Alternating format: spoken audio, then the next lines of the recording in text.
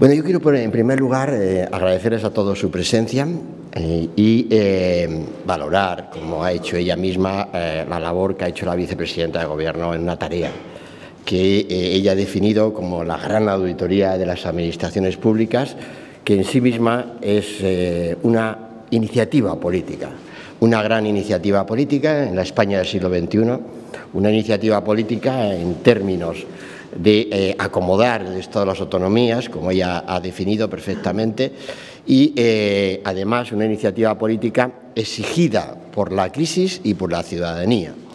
No es solo una iniciativa política, por tanto, de un Gobierno, como ella ha explicado, sino que tiene que ser bien recibida, bien acogida por el conjunto de los gobiernos, de las administraciones de España y también en términos valorada como una reforma estructural de nuestro sector público, en términos para salir de la crisis y en términos también de valoración de nuestros socios europeos, de las instituciones europeas, del Fondo Monetario Internacional y de quienes vigilan la estabilidad económica, pero también política de España. Esa iniciativa es una iniciativa que es la más completa auditoría que se ha hecho nunca en España de administraciones públicas.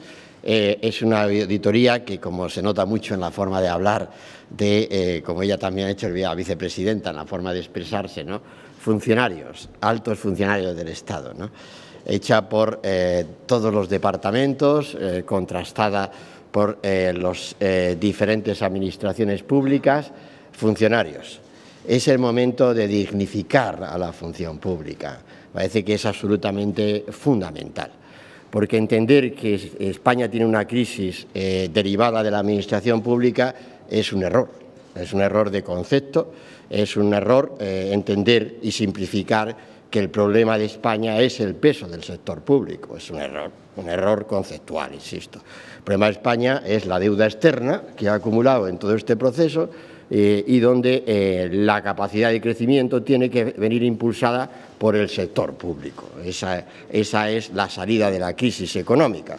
La función de la tarea del Estado, entendiendo como Estado a todas las administraciones públicas. Por tanto, de eso se trata y eso es lo que trae ahora Cora, lo que aporta Cora. Pero yo les quiero también inscribir, Cora, en de dónde venimos, qué estamos haciendo. Cora es un trabajo que se aporta el Gobierno en términos también de lo que estamos acometiendo desde nuestros primeros pasos de Gobierno. Y aquí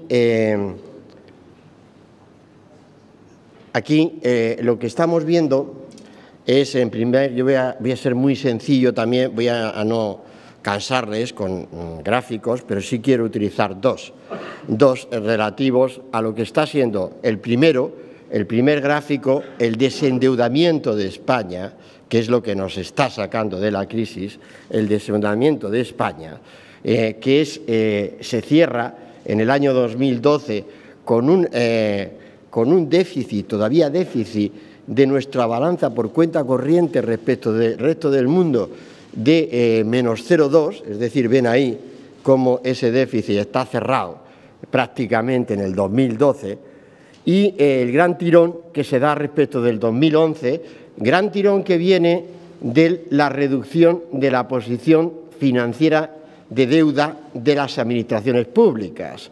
La reducción de 2 puntos de PIB de las administraciones públicas, la barra marrón inferior, es la que facilita que se reduzca la posición financiera de nuestro país. Este gráfico es el que nos está mostrando la salida de la crisis y nos está advirtiendo que tenemos que seguir reduciendo el déficit público. El déficit de nuestras administraciones públicas es ineludible, es lo más positivo que podemos hacer para acortar la salida de la crisis, y ese gráfico es el que hace que en el informe del Fondo Monetario Internacional, que ayer se hizo público, pues ya no figure como gran preocupación la reducción del déficit de las administraciones públicas ha salido del foco, como se llama ahora esto de estar en el foco y no estar en el foco. Es la forma esta resumida, ¿no? También en la vida pública, cuando te advierten, estás en el foco, en el foco está la crisis de España, ¿no? Y cómo en ese foco ya no está la reducción del déficit público, porque ese gráfico, como tuve la oportunidad de hablar con los autores del informe del Fondo Monetario Internacional, no estaba en la predicción del informe que hizo en la primavera pasada el Fondo Monetario Internacional sobre España. Ese gráfico, esa posición de reducción de la dependencia financiera exterior pública no estaba en los informes de la Comisión Europea, ni en los informes del Banco Central Europeo, ni en los informes del Gobierno español. Tampoco estaba, pero ahí está ocurriendo y, por tanto, nos debe recobrar en la confianza de que hay que seguir reduciendo ese déficit público, porque es lo que está causando que realmente esté dando la vuelta la posición financiera de España frente al resto del mundo, puesto que el sector privado ya, que es el de arriba, está ya en una posición superavitaria, excedente, pero lo está desde el mismo comienzo de la crisis económica, como ven ahí, y lo que está cambiando es la aportación del déficit público. Y aquí, bueno, aquí queda, me lo han plantado pequeño, ¿no? Pero bueno, al final, pero bueno, yo creo que las cámaras lo engrandecen, ¿no? Fíjense ustedes lo que ha sido la reducción del consumo público en el año 2012. Consumo público, es decir, el gasto que hacen las administraciones en su funcionamiento, gasto de personal y compras de bienes y servicios públicos de todas las administraciones, Administración General del Estado, comunidades autónomas, corporaciones locales. Miren la barra del 2012, el gran esfuerzo de reducción del consumo público. Mírenla y grábenla, ¿no? Grábenla. Invito a todos los medios de comunicación a que la incorporen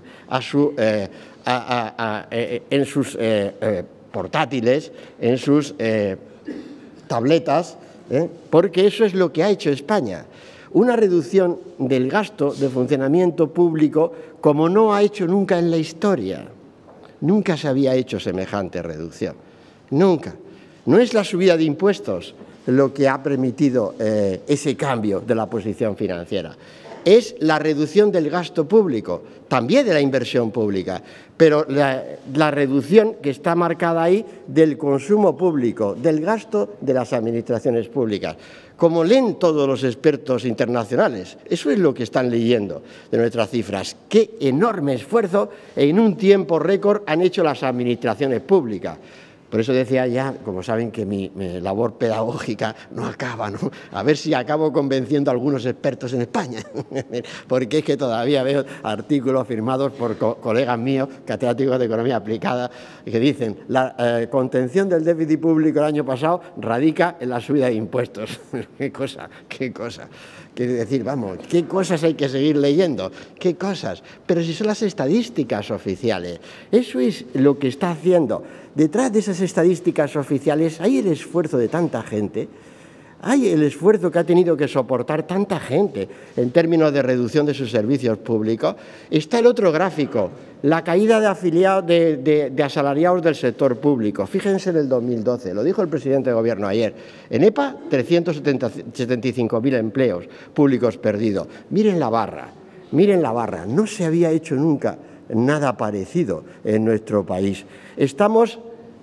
Hemos reducido el nivel de la administración pública en términos de lo que son el conjunto de su gasto, de su funcionamiento y el conjunto del empleo público a rangos, a niveles de los años 2004, 2005, por cierto, cuando se produjo el cambio de gobierno. Eso es lo que hemos hecho en un solo ejercicio, en un solo año. Un esfuerzo que realmente, por tanto, tenemos que poner en valor para saber dónde y se inscriben todos estos planteamientos de reformas del sector público. ya las estamos haciendo. Y las empezamos a hacer. Reformas duras, exigentes, extender la jornada laboral de los funcionarios, reducir el número de días de doble disposición, congelación de plantillas, congelación absoluta de plantillas, congelación de salarios. Claro, la función pública está aportando muchísimo a la salida de la crisis, que es lo que yo quiero marcarles también esta mañana. Ya lo está haciendo y lo único que estamos es pidiendo que se reconozca lo que se está haciendo en todos los ámbitos de administraciones públicas de nuestro país, porque detrás de esas barras están todas las administraciones públicas.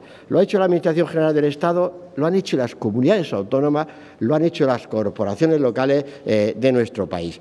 Y, por tanto, también en esa línea yo también quiero referirme y enmarcar lo que estamos proyectando como Gobierno en términos de continuidad de estas acciones que describían esta mañana y seguirán describiendo quienes intervienen en esta jornada informativa, que debemos ser todos los presentes, que son, hay leyes muy importantes que van a reordenar nuestro sector público, enlazando con esa ley básica que fue la Ley Orgánica de Estabilidad Presupuestaria y Sostenibilidad Financiera. Sin esa ley no tendríamos esos resultados, a buen seguro. Pero hay más leyes. La Ley de Transparencia y Buen Gobierno.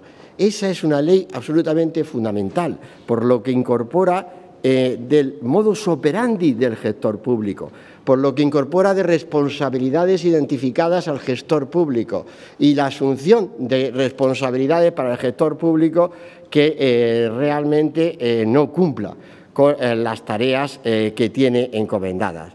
Una ley que ya está en tramitación parlamentaria y, por tanto, una ley que está muy avanzada y que vendrá a completar esa arquitectura institucional que estamos realizando. Y otra ley muy importante, la Ley de Mercado Interior, la ley que simplifica nuestras normas con efectos económicos, que prácticamente homogeneiza, no me gusta la palabra unificar, sino homogeneizar realmente nuestras normativas que se producen en los diferentes niveles de administración para reorganizar la actividad del mercado interior y evitar que a través de un exceso de regulatorio se produzcan las trabas que están sufriendo los operadores económicos, las empresas económicas en nuestro país.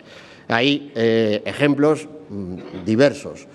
Una empresa, por ejemplo, hotelera, tiene que cubrir normas distintas en la instalación de los pequeños frigoríficos de sus habitaciones. En un hotel instalado en una comunidad autónoma tiene normas distintas de los frigoríficos que tiene que instalar en la comunidad autónoma vecina, cosas que realmente hoy no tienen ningún sentido económico y, por tanto, una ley que va a ser armonizadora de esa regulación y aseguradora de ello.